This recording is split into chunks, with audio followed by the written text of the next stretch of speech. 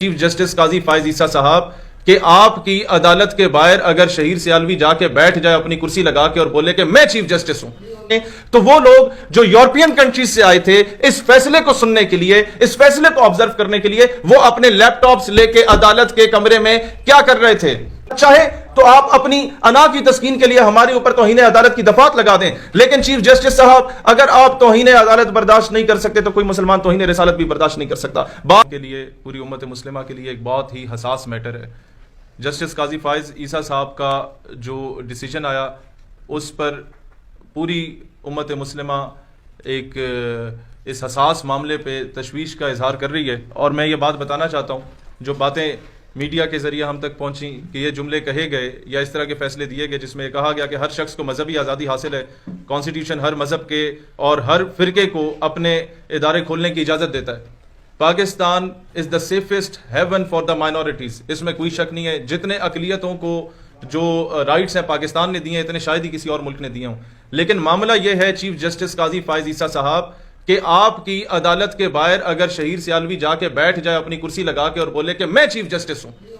تو کیا یہ کنٹمپٹ آف کورٹ ہوگی یا نہیں ہوگی؟ کیا یہ توہین عدالت ہوگی یا نہیں ہوگی؟ کیونکہ I am trying to steal your identity,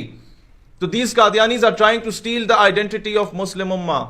اپنا ایک دو نمبر بندے کو لے آئے اور بولے کہ جی یہ نبی ہے، پھر اپنے مذہب کو جس طریقے سے اسلام کے ساتھ ریلیٹ کرنے کے، مذہب بھی نہیں، فرقہ بھی نہیں، یہ جناب مذہب اور فرقے سے ایک الگ چیز ہے، یہ ایک فتنہ ہے جو آپ کی آئیڈیالوجی کو، آپ کی آئیڈینٹی کو سٹیل کرنے کی کوشش کی جا رہی ہے۔ تو جو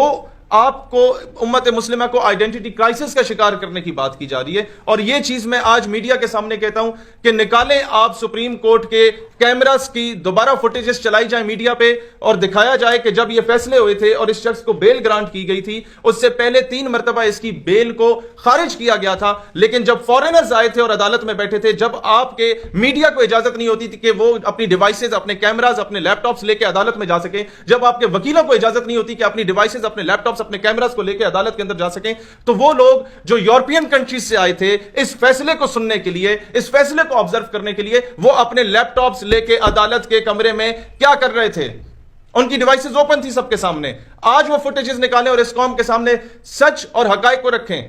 ہمارے تمام اداروں کا، محکموں کا اور گورنمنٹ کا ایک مسئلہ ہے، اور وہ مسئلہ یہ ہے کہ ساری زندگی ہماری گزر جاتی ہے، we are trying to please the international community, we are trying to impress the international community. کن کو امپریس کر رہے ہو آپ لوگ؟ ان کمیونٹیز کو، ان سو کالڈ ہیومن رائٹس کی این جی اوز کو، ان so called champion of the human rights کو، جن کی زبانیں فلسطین پہ آج تک نہیں کھلی، جن کی زبانیں آج تک کشمیر پہ نہیں کھلی۔ Innocent children are being incinerated with the white phosphorus, ان کو تیزاب کے ساتھ جلایا جا رہا ہے، وائٹ فاسفورس بامز ان کے اوپر پھینکے جا رہے ہیں، اس پہ وہ لوگ نہیں بول رہے۔ لیکن یہاں پر جب آتے ہیں تو ہم لوگ بالکل لیٹ جاتے ہیں جناب، ہمارا پورا نظام لیٹ جاتا ہے، ہماری پوری عدالتیں لیٹ جاتی ہیں،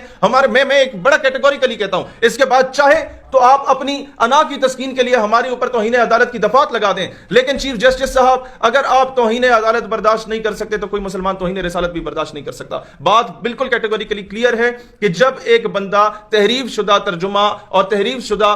تفسیر قرآن پاک کی ایک قادیانی کی لکھی ہوئی جب وہ تقسیم کر رہا تھا، ڈسٹریبیوٹ کر رہا تھا، اس پر کیس ہوا، آپ اس کو ریلیز کرتے ہیں، جو اس کی ڈیو پنشمنٹ تھی بے شک اسے مل گئی، وہ ایک الگ جو ہے وہ ٹاپک ہے۔ ٹاپک یہ ہے کہ آپ انڈائریکٹلی جو یہ بات کہے گئے ہیں کہ ہر فرقے اور ہر مذہب کو پورا اختیار ہے کہ وہ اپنا تشہیر کرے، وہ اپنی تبلیغ کرے، اس میں قادیانیت نہیں آتا ہے۔ اس میں آپ ہندوازم کو لا سکتے ہیں، سکھ ازم کو لا سکتے ہیں، کرسچینٹی کو لا سکتے ہیں، اس کو نہیں لایا جا سکتا۔ یہ 298B اور 298C کی کھلم کھلا خلاف ورزی ہے۔ اگر آپ اس طریقے کی سٹیٹمنٹس دے رہے ہیں تو کل کو آپ کے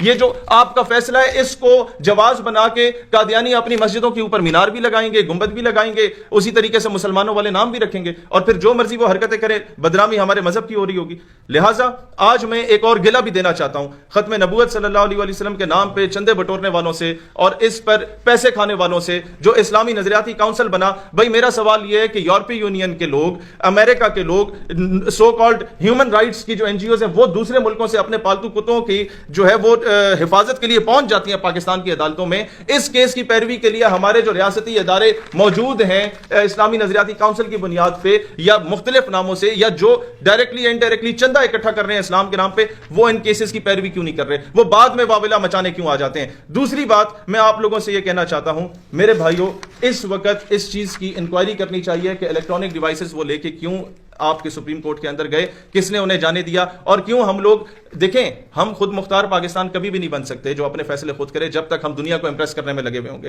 آگے میں آپ لوگوں کو بتانا چاہتا ہوں، آپ نے امپریس کرنا ہے، اپنی ترقی سے امپریس کرنا ہے، اپنی ٹیکنالوجی سے امپریس کریں، اپنے کیا کہتے ہیں انوینشن سے انٹرنیشنل کمیونٹی کو آپ امپریس کریں. آپ ان کے آگے لیٹ جائیں گے، ڈر اور خوف کی وجہ سے لیٹ جائیں گے تو کبھی بھی انٹرنیشنل کمیونٹی آپ سے امپریس نہیں ہوتی. اب میں سولوشن اورینٹڈ بات آپ کے سامنے کرنا چاہتا ہوں. جو لوگ سمجھتے ہیں کہ ہمیں اسلام کا بہت زیادہ جناب سینے میں درد رکھتے ہیں وہ نعرے نہ لگائیں. آپ سب کی پارٹیوں کی 1-2 سیٹیں اسمبلی میں موجود ہیں. میں ان سے کہتا ہوں قرارداد لے آؤ، ایک جڑیں بنو اور یہ قرارداد لاؤ. کاش کہ ہمیں ایک سیٹ بھی ملتی، ہم لوگ یہ بات ضرور کر دیتے. لیکن آپ لوگ سارے پہنچ چکے ہیں، ہر سیاسی مذہبی جماعت اس وقت اسمبلی میں بیٹھی ہوئی ہے، 1 سے لے کے 50 60 70 سیٹوں تک. وہ یہ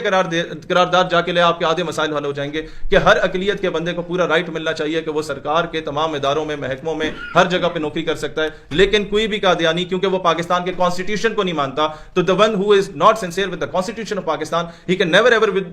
be sincere with the state of Pakistan. لہٰذا کوئی بھی قادیانی گزٹڈ پوسٹ پہ نہیں ہو سکتا، نہ ہی فورسز میں ہو سکتا ہے، نہ بیوروکریسی میں ہو سکتا ہے، نہ جوڈیشری میں ہو سکتا ہے، نہ پولیس میں ہو سکتا ہے، اور کسی بھی جگہ پہ نہیں ہو سکتا. آپ کے ملک کے آدھے مسائل حل ہو جائیں گے. آپ کو نہ دھرنے دینے کی ضرورت پڑے گی، نہ آپ کو احتجاج کرنے کی ضرورت پڑے گی، نہ آپ کو نعرے لگانے کی ضرورت پڑے گی. اور دوسری چیز جو ہمیں کہا جاتا ہے کہ جناب ریاست کی جانب سے کہا جاتا ہے کہ ہم مجبور ہیں، انٹرنیشنل پریشر بہت ہے، اس انٹرنیشنل پریشر کو ختم کریں.